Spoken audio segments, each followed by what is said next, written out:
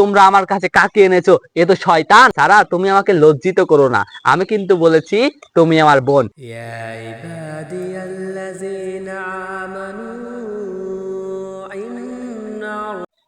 আসসালামু আলাইকুম ওয়া রাহমাতুল্লাহি ওয়া বারাকাতুহু। আলহামদুলিল্লাহি ওয়াহদা, আসসালাতু ওয়াসসালামু আলা মান লা নাবিয়্যা বা'দা, আম্মা বাদ। সুপ্রিয় দর্শক মণ্ডলী, আপনাদের সকলকে স্বাগতম জানাচ্ছি ইসলামিক স্পার্ক ইউটিউব চ্যানেলের নতুন একটি ভিডিওতে।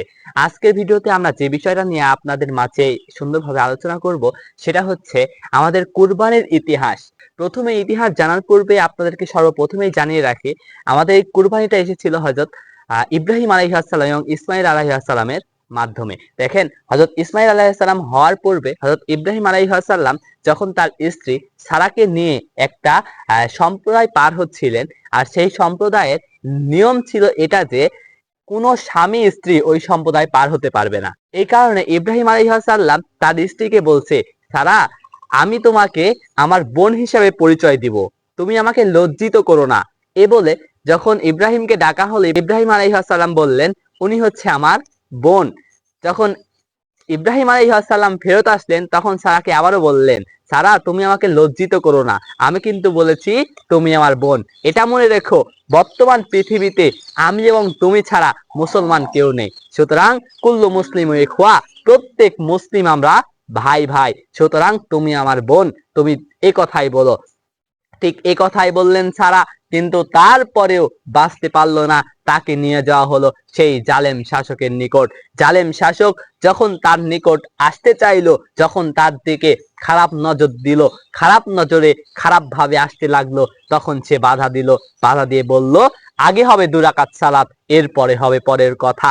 তখন সারা 2 রাকাত সালাত করলেন, আর করার পরে আল্লাহর কাছে বললেন যে, হ্যাঁ আল্লাহ, আমি যদি ইব্রাহিমকে নবী মানি এবং ইব্রাহিম বাদে আমার স্বামী বাদে কাউকে যদি আমার লজ্জাস্থান না দেখিয়ে থাকি, আর তুমি যদি আমার রব হয়ে থাকো, তাহলে তুমি এই বিপদ থেকে আমাকে রক্ষা করো। তখন আল্লাহ রাব্বুল আলামিনের দ্বারা ওই জালেম শাসক বারবার এমন ভাবে অজ্ঞান হয়ে যাচ্ছিল, এমন ভাবে ধ্বংস হওয়ার মুখোমুখি হয়ে যাচ্ছিল।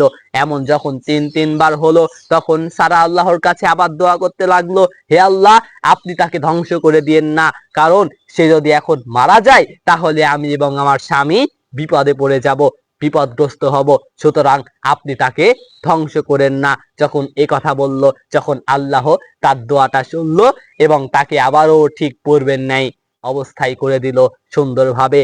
তখন তখন ওই শাসকটি বলছে, এই তোমরা আমাকে কি এনে দিয়েছো? তোমরা আমার কাছে কাকে এনেছো? এ তো শয়তান। সারাকে শয়তান বলল। এই বিপদ থেকে বাঁচতে পেরেছে, এই কারণে তাকে একটা দাস উপহার দিল। দাসটার নাম হচ্ছে হাজেরা। ঠিক এভাবে চলে আসলো।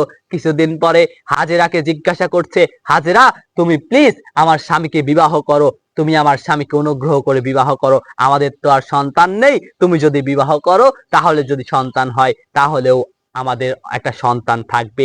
যখন এই কথা বলল, তখন হাজেরা বলছে, না না না, আমি এই কাজ করতে পারবো না, আমি যেভাবে আছি সেভাবে ভালো আছি, আমাকে বিবাহ করার জন্য আপনি বলেন না, কারণ যখনই আমি বিবাহ করব তখন আপনার আর আমাদের মাঝে ভালোবাসার একটা দ্বন্দ্ব হয়ে যাবে, একটা ছিন্ন ভিন্ন হয়ে যাবে, এমন অবস্থা হয়ে যাবে।